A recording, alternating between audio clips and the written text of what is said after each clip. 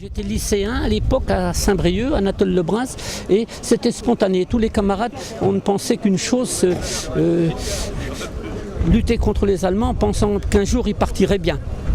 Alors on déchirait les affiches, on sifflait, on écoutait les radios de Londres. Et puis de fil en aiguille, je suis rentré donc dans un groupement de sabotage à cette époque-là, en 1941. Et j'ai commencé mes premiers sabotages en 1941 à Saint-Brieuc. C'était un peu normal, on voulait pas de l'allemand, pas du nazi. Et ma foi, je pense que tout jeune que nous étions, on a fait ça, on devait y aller, c'est tout, quoi. Alors bon, comme ma mère en a été ramassée par la gendarmerie allemande, ma mère elle a été libérée par les Russes en 1945. Moi j'ai eu la chance de pouvoir me tirer à la gare de Rennes en mars 1943. Puis après, ça a suivi, on ne sait pas ce qu'on a fait, un tas de trucs comme ça. Et lorsque les mouvements de résistance ont été rassemblés, je suis allé à Saint-Brieuc où nous avons formé le 71e régiment d'infanterie, parce que les Allemands s'étaient montrés très incisifs, pour ne pas dire autre chose. Ils avaient fait une attaque assez sérieuse. Et il y a eu des pertes là, et nous sommes arrivés en renfort immédiat après, quoi. Oui, quand nous sommes arrivés, ça tirait de partout. Mais enfin...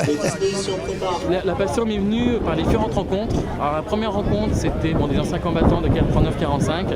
Et ensuite, surtout un monsieur Claude-Marie Boucaud, qui était l'un des derniers poilus de la guerre 14-18. Grâce à cela, j'ai voulu continuer à préserver sa mémoire et à la mémoire des milliers d'autres anciens combattants qui sont encore en vie.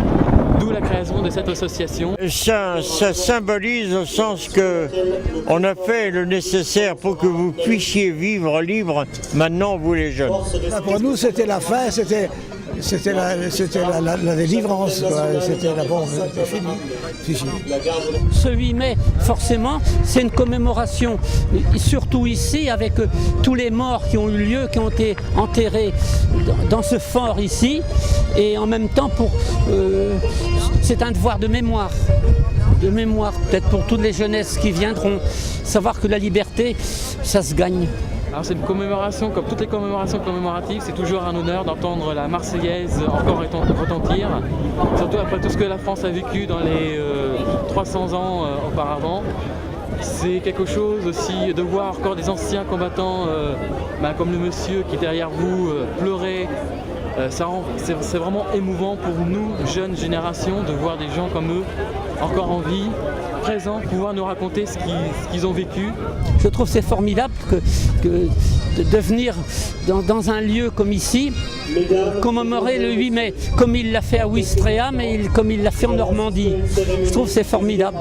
Il est venu honorer les Bretons, c'est un peu normal, non ?